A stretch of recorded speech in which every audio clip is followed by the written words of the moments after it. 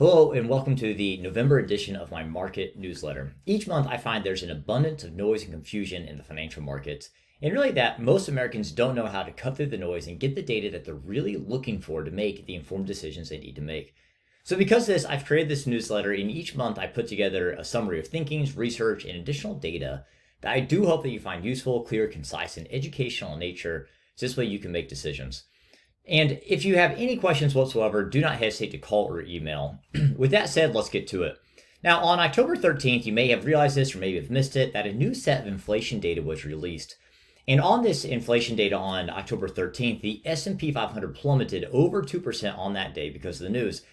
But then what's interesting is that on the exact same day, the market reversed course, recovered the 2% that was lost, and then climbed another 2.6% higher with no new data whatsoever.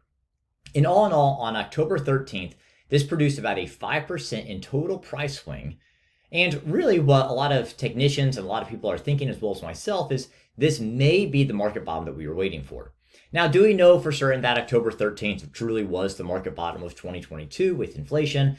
Of course, we don't know, and that the economy and markets cannot ever be accurately forecasted or timed.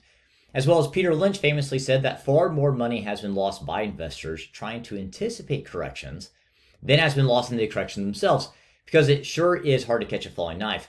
But here is what I am confident in. I am confident that the world isn't going to end during our lifetimes, and if it does, then our money and wealth, I'd argue, really doesn't matter. And so, assuming the world continues to march forward, then according to the Brookings Institute, there will be another 1.6 billion people that will attain middle class status within the next 10 years. And you want to know my guess about these people? My guess is that these people will enjoy rising wages, and they'll likely enjoy the consumption of more goods and services than they once did. They simply have more money. And then to take this further, do you want to know who I think they're going to buy these goods and services from? Well, my guess is that it's going to be some of the best managed, largest publicly traded companies in the world, just like the companies that are found in our investment portfolios I help to deliver for clients. And this is simply one of the reasons I encourage my clients to stay invested and keep adding to their portfolios as their long-term plan allows. Now, if you're reading this or hearing this and you are not completely sure your investment portfolio is right for you, please reach out to me immediately, because every client of mine, as well as everyone else who's watching or reading this, deserves to have a long-term plan and portfolio that is built for their goals. Now, with that said, I want to pivot over to the additional data section, because each month I get asked by clients, what is the additional resources I'm looking at? And please hear me in stating that I am not trying to predict anything whatsoever.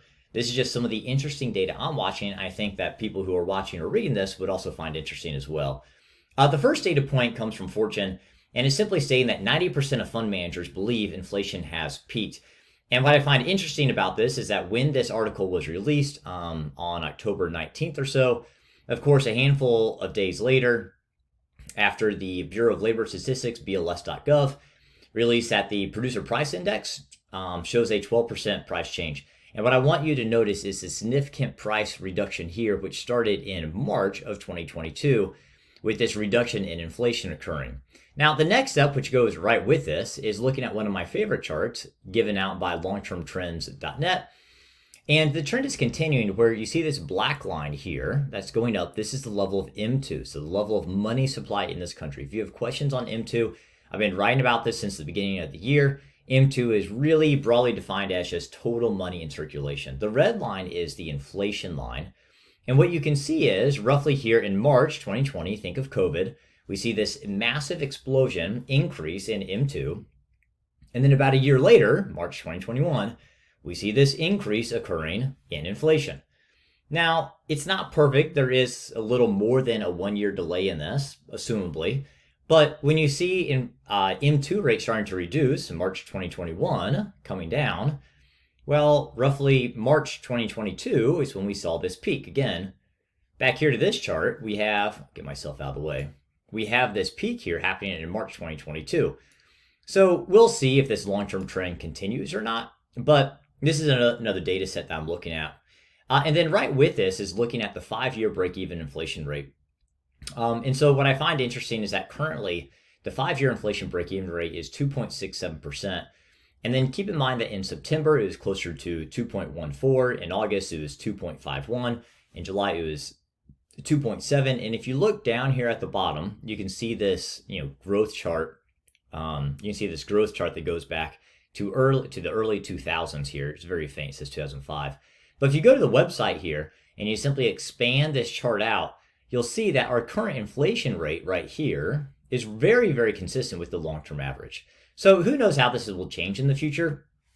But just keep in mind, this is something I'm looking at, and I do find this to be rather optimistic. Now, the last data set that I continue to watch is looking at the Federal Reserve balance sheet. Now, back in May of 2022, the Federal Reserve made a comment, and right now they're coming through on their statement, and that in May they were saying they were going to reduce the balance sheet by the tune of $47.5 billion per month in months June to August 2022. And you can see the balance sheet reducing in June, July, August here. Now, I don't know if this is exactly 47.5, but it is reducing. But then after those 3 months, then the Federal Reserve said they were going to reduce the balance sheet at the tune of $95 billion per month. And you can see this is reducing, but this is reducing much faster. Hopefully, this trend continues to reduce much faster as well. And again, as I've written since the beginning of the year, reducing the balance sheet and in turn, hopefully reducing M2 is a key measure in bringing down inflation. Now, with all this said, do we know what the future is going to bring? Of course not. We cannot control what the market does from here. And we certainly cannot control when the next market downturn will occur, whether we're in it right now, whether we go into a recession or not. That's not what I'm saying. We can't control that. But what we can control is our behavior to these outside events and continue to stick with our long-term investment strategy.